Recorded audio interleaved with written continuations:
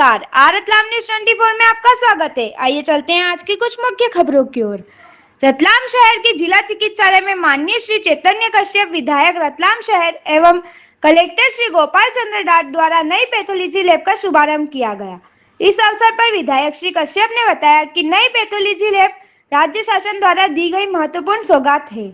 इसके माध्यम से आमजन को अत्याधुनिक विशेष प्रकार की जांच सुविधा निःशुल्क प्राप्त हो सकेगी। ग्रामीण क्षेत्र के लोगों को इसका लाभ मिल सके, इसके लिए फील्ड से भी लोगों को सैंपल मंगाकर जांच कराई जाएगी ताकि उन्हें भी आवश्यक सुविधा प्राप्त हो सके।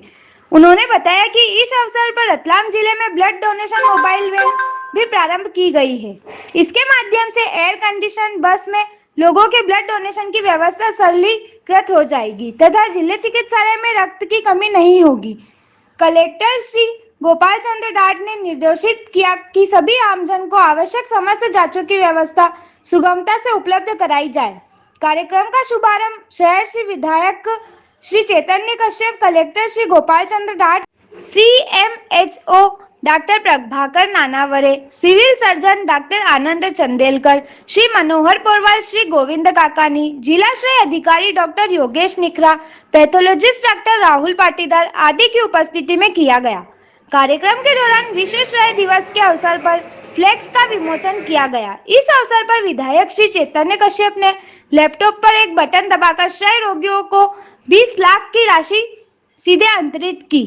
जिलाश्रय अधिकारी ने बताया कि मध्य प्रदेश में रतलाम ऐसा पहला जिला है जहां उपलब्ध माइक्रोस्कोप प्रदान किए गए तथा विधायक एवं कलेक्टर ने स्वयं माइक्रोस्कोप में टीबी के बैक्टीरिया की स्थिति को देखा। कलेक्टर श्री गोपाल चंद्र डाट ने क्षय रोगियों की वर्तमान स्थिति का संज्ञान लिया। जिलाधिकारी डॉक्टर योगेश निखरा ने बताया कि वर्तमान में जिले में टीबी के लगभग 3000 मरीज उपचाररत है, जिनका उपचार किया जा रहा है। उनके खातों में PFMS के थ्रू ट्रांसफर की गई। सर, हर महीने टीबी मरीज को कितने रुपए दिए जा रहे हैं? हर महीने टीबी मरीज को अच्छा खाना खाने के लिए, जब तक इलाज चलता है उसके लिए अच्छा खाना खाने के लिए 500 रुपये की शासन की ओर से सहायता दी जाती है। वो भी तब तक जब तक उसका इलाज चलता है। 6 महीने का, यूजुअली 6 महीने का इलाज चलता है तो उसको दिया जाता है। वो भी ये सारी सुविधाएं तब है उसके लिए जबकि वो रेगुलर मरीज दवाई खाता रहे, तो दवाई के साथ अच्छा खाना खाने के लिए समय पर वापस आके अपनी जांच कराए और सभी सुविधाओं में शासन के लिए सहयोग करें और अपनी बीमारी का भी उचित इलाज शासन करवाए। उसका संक्रमण पिछले कुछ दिनों में तेज़ी से फैला है और इसको नियंत्रित करने के लिए कलेक्टर महोदय के निर्देशन में और शासन से जो निर्देश हमें लगातार प्राप्त हो रहे हैं उनके अनुसार हम कुछ प्राथमिकताएं हमने तय की है और उन प्राथमिकताओं के आधार पर हमारा प्रयास है कि इसको ज़्यादा से ज़्यादा संख्या में हम कोविड केसेस को कम कर सकें। और इसमें सबसे बड़ी हमारी जो स्ट्रेटेजी है वो है ऐसे प्रदेश जहां पर कोविड का संक्रमण बहुत ज़्यादा बढ़ा है, तेज़ी से बढ़ा है, जैसे महाराष्ट्र, गुजरात, इन राज्यों से आने वाले जो यात्री हैं उनका हम लोगों ने स्क्रीनिंग करने का और उनका सैंपल लेकर के टेस्ट करने का निर्णय लिया है।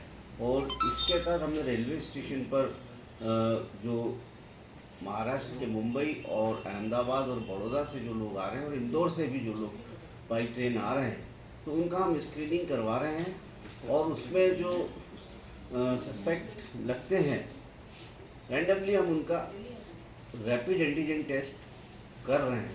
कल हमने इस कड़ी में 45 लोगों का रैपिड एंटीजन टेस्ट किया है कल रात्रि में और उसमें से 2 प्रकरण पॉजिटिव भी आए हैं। इसका मतलब ये है कि बाहर से आने वाले जो ट्रैवलर्स हैं वो संक्रमण लेकर के अपने ज़िले में आ रहे हैं और इसी वजह से कोरोना हमारे शहर में तेज़ी से फैला है। एक हमारा जो अभी पिछले 15 दिनों का एनालिसिस है जिसमें पॉजिटिव केसेस के बारे में हमने विश्लेषण किया है, उसके अकॉर्डिंग ये हमने देखा है कि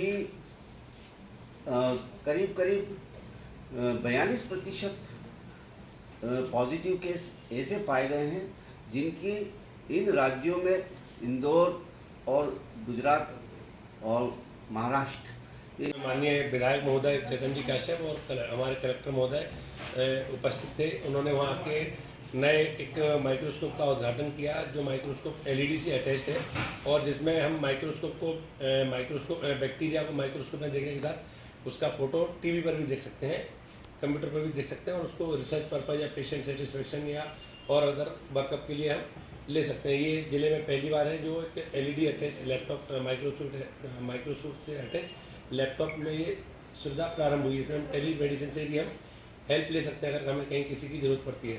साथ ही साथ 13 नए बाइनोकुलर माइक्रोस्कोप, 2 नए FM फ्लोरेसेंट माइक्रोस्कोप का भी अनावरण किया गया और साथ ही साथ ज़िले में 5 जगह के लिए माइक्रोस्कोप पूरे ज़िले में 5 जगहों के लिए माइक्रोस्कोप वितरित भी किए गए।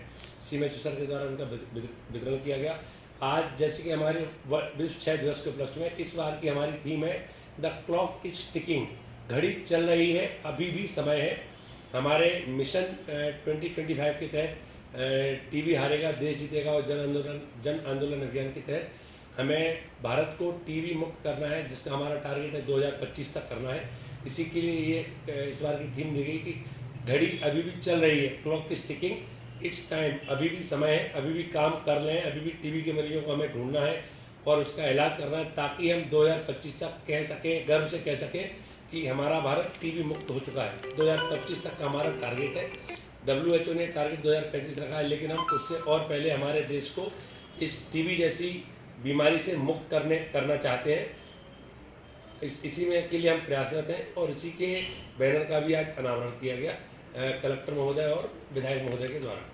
आज अभी जो लैब का शुभारंभ हुआ है, इसमें कौन कौन सी अब रतलाम को नई जांचें सिविल हॉस्पिटल से मिलना प्रारंभ होगी? वो जिला अस्पताल की लैब है। एज ए RMO जिला अस्पताल में अब जो बेसिकली रिक्वायर्ड जितनी जांचें होती हैं वो सभी तरह की जांचें, अब हार्मोन की, इनिशियली कैंसर की, टीबी, डायबिटीज़ की, उन सभी तरह की जांचें अब हम अपने यहाँ तक कर सकते हैं।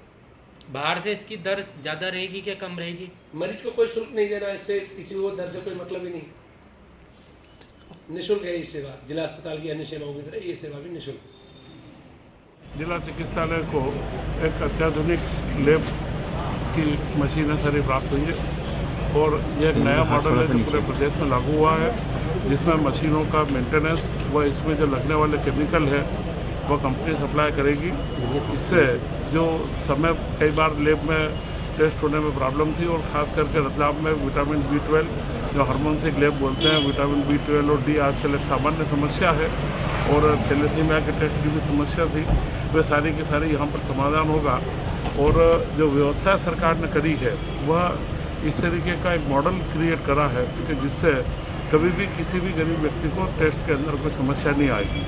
और उसी के साथ में ब्लड के डोनेशन के लिए एक प्रयोग पूरा नया चालू हुआ है, क्योंकि अभी जब हम गांव में कैंप लगाते हैं तो खुले में कैंप लगाने पड़ते थे। अब यह एक एयर कंडीशन बस प्राप्त हुई है जिसमें 2 ब्लड डोनर अंदर उनको बिठा करके उनसे ब्लड डोनेशन लिया जा सकता है और 40 व्यक्तियों का ब्लड लेकर के इसमें स्टोर करके और जिला चिकित्सालय के ब्लड बैंक में लाया जा सकता है। तो निश्चित रूप से 2 नई सुविधाएँ हैं और इन सुविधाओं के माध्यम से खास करके लैब के अंदर दूसरे चरण में हम लोग पूरे ज़िले के अंदर जो हमारे दूसरे प्राथमिक चिकित्सालय व दूसरे जो अस्पताल है वहाँ से सैंपल भी यहाँ पर लाएंगे और सारी अत्याधुनिक जांच यहीं से कर करके उनको ऑटोमेटिकली कंप्यूटर के माध्यम से भिजवाएंगे। तो ये